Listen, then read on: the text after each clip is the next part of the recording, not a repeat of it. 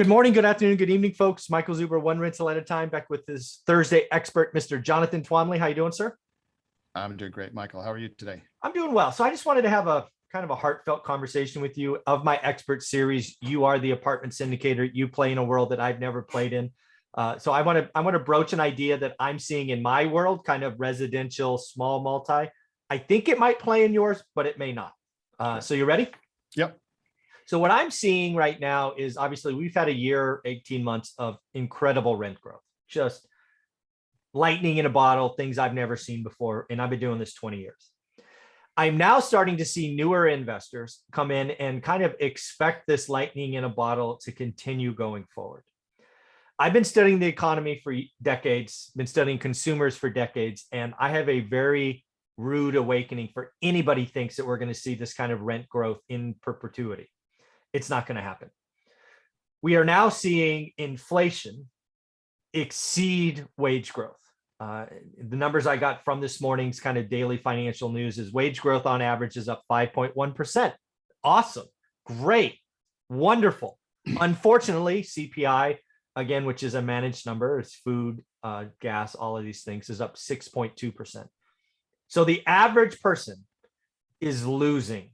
And the reason this is important is eventually it's going to come to a head and people won't be able to pay these rent increases because they got to put food in the fridge. They got to put gas in the car. They've got to do these things. So I just need people to hear me right now that this record rent growth is going to slow down. And my suspicion is going to slow down a lot sooner than people think. So that's where I'm at. I wanted to lay out my thesis for you and have you poke at it.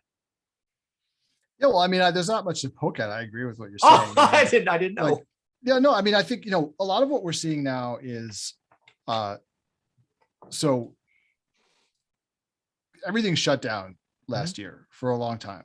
So there's a lot of pent up demand that grew during that time, right? And part of the pent up demand was pent up demand for living on your own.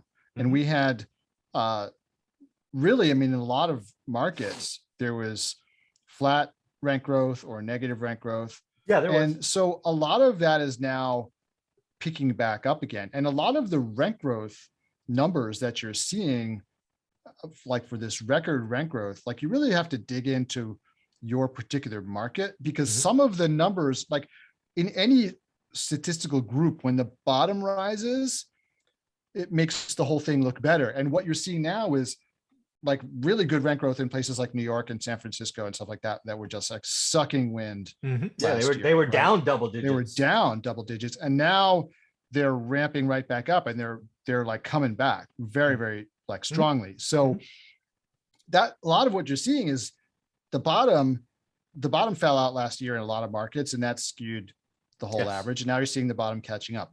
You are also seeing, I mean, obviously strong rent growth in a lot of places. And I'm hearing about this from some of my syndicator friends. However, this is not something that's going to be sustainable even into sort of maybe it continues somewhat in 2022. By the time 2023 comes around, I think this is just going to have kind of passed and you'll be back to much more normal rent growth, right? But agreed. You're just seeing like the catch up and also like all these people who like, decided I want to buy a house. And then, well, now they can't buy a house because there's no houses available. So now they're like, well, they're going and renting a different apartment, maybe a bigger apartment, maybe an apartment somewhere else. They've kind of like put their house owning dreams on hold and now they're renting where they want to live or whatever. And so you're seeing just like all this kind of unusual demand, all happening at the same time, new household formation for millennials, like a bunch of stuff is all sort of all these trends that's going to coalesce at one time. And that's responsible for all this additional rent growth. But the idea that this is going to continue for the foreseeable future, that now you can underwrite deals at like 5 or 6% rent growth a year, and you can overpay because of that expectation. I mean, that is just where you get to be Zillow. Right? Yeah, exactly. See video 1. Exactly. And you overpay for property. And that is not a good thing to do. Because we really know that it is all about, you make money on the buy. I mean, this is something that people just don't say as much as they used to because of the way that the market is. And like, a lot of people have given up being conservative because you can't be conservative and get deals. So they've been willing to sort of stretch their discipline. It's not really discipline if you stretch it, right? Yeah, But, exactly. um, Yeah. that's kind of where we are. So, Yeah. So again, in your world, this really, it really impacts the bottom line in your world, right? I'm dealing with onesie, twosie, maybe up to 20 units. It has some impact on NOI, but when you're talking hundreds of units, if you're forecasting rent growth of, I don't know, 3-4% longer, or 3 or 4% rent growth, and I think rent growth flattens. I think we've seen what we're going to see. It's going to be flat for a couple of years because, again, people got to put food. They got to it's inflation is nasty, and I think it's accelerating. And eventually, there's just no money left. And I lived in that environment where I remember my mom sitting around the kitchen table. It's one of those things I hold on to, and why money was just always my thing, right? She was deciding what bills to pay. I remember her having a little checkbook out. We got $87 left. I have $214 in bills, and what do we do? And sometimes it was food, sometimes it was electricity, sometimes it was the phone. And listen, this is, I think, and I've said this many times before, like when bad stuff happens in the economy, it's the bottom of the workforce that suffers the most. And Absolutely. so this phenomenon is going to hit the C-class renters, right?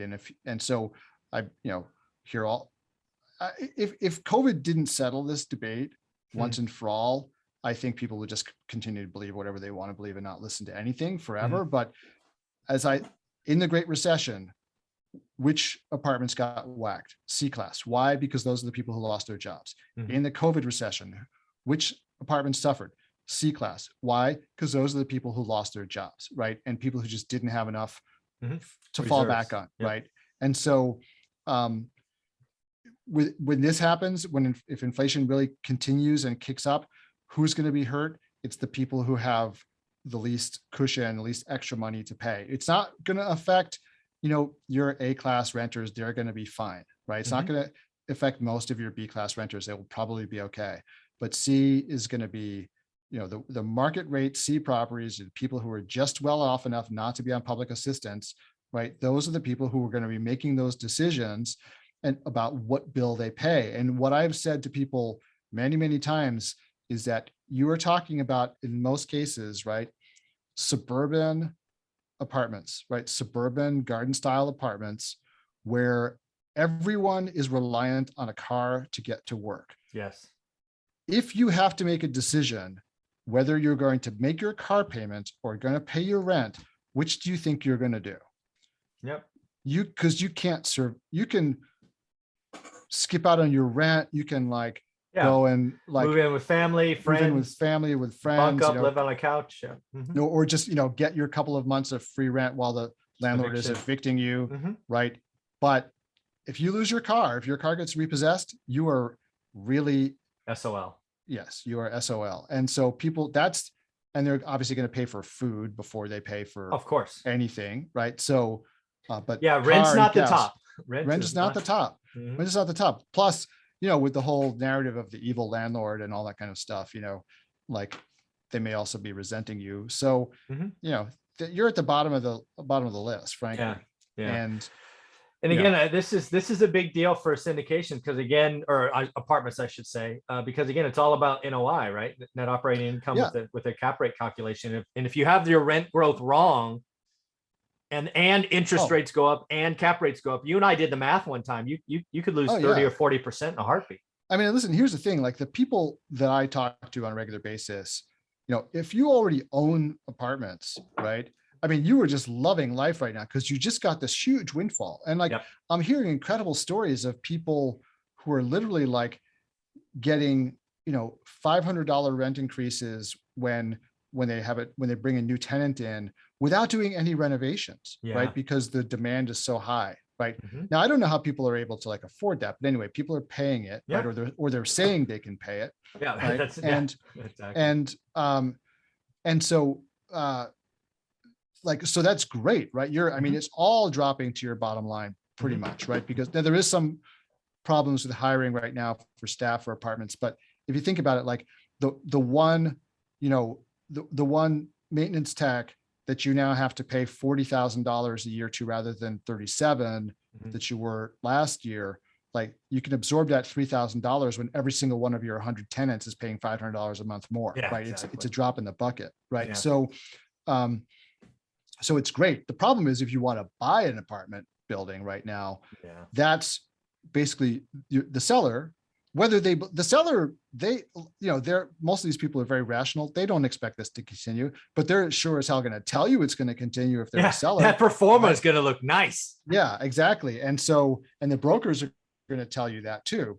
Mhm. So, it's a great time to sell. And I know a lot of people who are selling. I mean, I'm involved in, I have networking calls that I do with folks on a regular basis, and like folks are selling stuff, and Yeah. they're net sellers at this point because I hope they people just are can't hearing find this. anything to, I hope people are they hearing can't this. find anything. Yeah, Yeah. they can't find anything that makes sense to buy. And the numbers that are being thrown at them for these buildings, they're like, I'm going to make my year 5 number in the second year I own this thing. Like I have to sell it, because if I don't, and then the market drops, and my investors are going to be upset with me because I missed the chance to make them more money. So Mhm. even though it was my plan to hold this for 5 years, I kind of have to sell if people Yeah. are throwing these numbers at me. Yeah. So again, just to kind of wrap this up, again, I play in single family. I got this from John Burns Real Estate Consulting. It's a great follow on Twitter. They posted single family rent increases for houses, right? Somebody leaves, somebody moves in. I'll pick a couple of cities. Atlanta, 27.5% increase year, tenant A to tenant B. What's another one? Oh, Las Vegas. This one, this shocks me.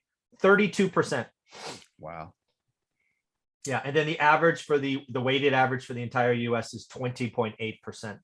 Posted yesterday. I took a picture of it. You guys should follow John Burns on Twitter. I mean, you are seeing, not across you're not seeing 20% rent No. increases across the board for multifamily, but you are from market to market seeing similar things, like huge rent increases that people are getting right now. Yeah. When they have a new tenant moving in, and even on renewals, Yeah. they're getting like renewals were 5%. Like person didn't even leave, so no turnover costs. Yeah, but places like Atlanta, I mean, Yeah. they're just seeing just incredible rent growth right now because the renewal for Atlanta was 5.4. And this again is for houses.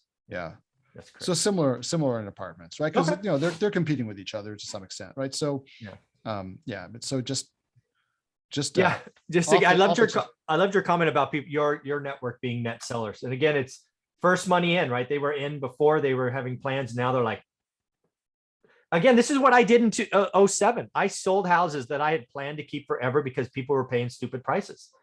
And, I got out a little early. I sold my Norris Drive for $264. It went to $300. And then it fell to $75 because it was overvalued. You always, I mean, I'll have to go dig out this article, but there was an analysis done a couple of years ago about whether it's better to get out too late or too early. And it's always better to get out too early. Than, the upside that you miss is smaller than the downside that you suffer if you wait too long. Because if you wait too long, you can't sell. Right. Yeah. It's not like, oh, that's right. It's not like, oh, I'm just able to sell at a slightly lower price. Like the market may seize up for a while and you can't sell anything because what happens, and I saw this happen in 2008, when everybody knows that the crash is going on, the buyers are all like, well, I think I can do better by waiting. If I just wait, they just wait. Prices are going to drop. Yeah. So like, I'm not going to, so the only people who are buying are the people who have to, like me, because my wife was like, I'm pregnant and we are buying a house now. Thou shalt. And I was like, honey, let's wait 6 months. She's like, no, we must buy a house before this baby is born. So someone like that will buy. Yeah. But everyone else is going to be like, it's going to be cheaper in 6 months. And so you can't sell, Yeah, I remember it. I lived through it and took advantage of it really well. So Jonathan, do me a favor. How can people find you? Yes. So if you would like to get on my investor list, please Google Two Bridges Asset Management and you will find me there, and you can fill out the form on the investor page and we'll be in touch. And if you would like to join my free Facebook community and just talk about multifamily stuff, that is Multifamily Investment Community on Facebook. Very cool, Jonathan. Thank you very much.